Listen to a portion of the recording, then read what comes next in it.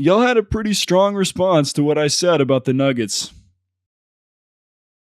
My last video, which is linked in a card on the screen and in the description, was titled, in quotation marks, "The Weakest Ring in NBA History." And in the video, I attempted to answer if the title statement was true or not by seeing if the 2023 Denver Nuggets had the easiest path to a ring in NBA history according to the numbers. And silly me, I did all this research, wrote an entire script, made a bunch of graphics, edited everything together, and didn't even realize that I failed to mention early in the video that the numbers alone couldn't possibly tell the whole story about the Nuggets championship run. And I'm assuming that before I had a chance to talk about this, y'all were dropping comments like this. And thus, we have a misunderstanding. As someone who's been doing YouTube for a while and who genuinely cares about what the community has to say, I'm not one to run from criticism when it comes my way. So if y'all really thought that I was a Jokic hater that couldn't handle the fact that Jokic is the best player in the NBA, nor handle the fact that Jokic will likely win more MVPs and championships,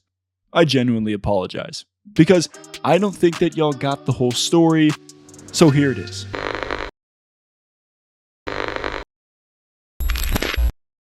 Now, before I get a bunch of comments about how I'm hating on the Nuggets' first championship in franchise history, I'll be the first to say that while these numbers are a good indicator of competition, they can also mislead if you don't consider other factors that were at play for Denver's opponents in the 2023 playoffs, and I gotta say, there were a lot of them. Sure, the numbers will tell you that this was the easiest path to a ring, but they can't tell you the health or lack thereof of their opponents throughout the regular season that contributed to low SRS scores and seeding. Minnesota was without Karl Anthony Towns for 53 games this season.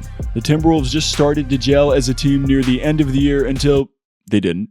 Still, this was a team led by Towns and Anthony Edwards, not to mention a team that also added a 3-time Defensive Player of the Year in Rudy Gobert that ended up posing absolutely no threat whatsoever to Nikola Jokic in their 5-game first-round series. Then they had to face a Suns team who started the year slow and was without their top scorer Devin Booker in 29 games this season, once again due to injury. Phoenix decided to completely revamp the roster at the trade deadline by bringing in Kevin Durant, who then proceeded to play only 8 regular season games with the team due to injury. The 2.08 SRS score, good for just 9th in the league and number 4 seed in the West, does not at all represent the all-NBA and all-star level talent on the Suns roster that the Nuggets had to face in the playoffs, and yet they never trailed in that series despite a historic offensive masterclass from Booker, added firepower from Durant, and a Suns owner who knew that the only way to stop Jokic was to keep him from having the ball. Denver then faced a team that, similar to Phoenix,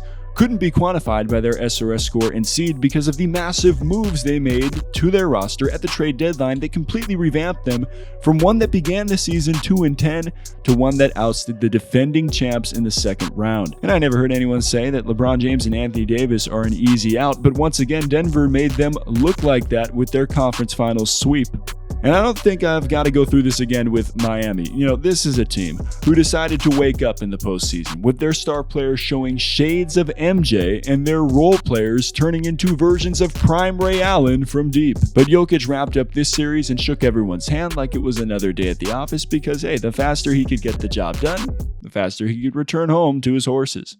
Are you still not at all, at least slightly impressed by the 2023 Nuggets run to a championship? Well, here are some numbers that work in the Nuggets' favor. Out of the past 39 champions, Denver is one of 19 that didn't face elimination at any point in the playoffs. They faced multiple All-Stars and All-NBA players and sent them home without trailing in a single playoff series and without needing a Game 7. Since being tied 2-2 versus Phoenix in the semis, they finished the playoffs 10-1 and went 16-4 overall in the postseason. Jamal Murray and Nikola Jokic became the first duo ever to record 30-point triple-doubles in the same game, and they did it on the biggest stage in Game 3 of the finals. Their averages in their first NBA Finals as a duo rivaled and even eclipsed those of Shaq and Kobe in their first finals. And it took Nikola Jokic just 20 games to become the postseason's all-time leader in points, rebounds, and assists. If Denver ever gets all their guys healthy, that's been a statement echoed over the past couple of years. Well,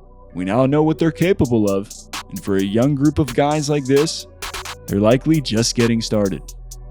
Now, what y'all just watched is the exact same segment from the second half of my previous video. But if you didn't make it to that point in the video, I can see why you'd think that I was hating on the Nuggets according to the numbers I presented in the first half. But again, this isn't on y'all because I could have made a statement about how the numbers alone couldn't possibly tell the whole story of the Nuggets championship run in the first half of that video, and well, I just didn't. My bad, dude. Hey, my bad. I'm learning on here, y'all, and I appreciate your feedback because whether it's negative or positive, it ultimately fuels me to get better at presenting interesting information to y'all. You don't want zero problems, big fella. I really don't want no problems. Certainly not with Jokic after he toyed with the whole league in the playoffs. Certainly not with Michael Malone after that legendary parade performance. And certainly not with any of the Nuggets. So hopefully this cleared up any confusion.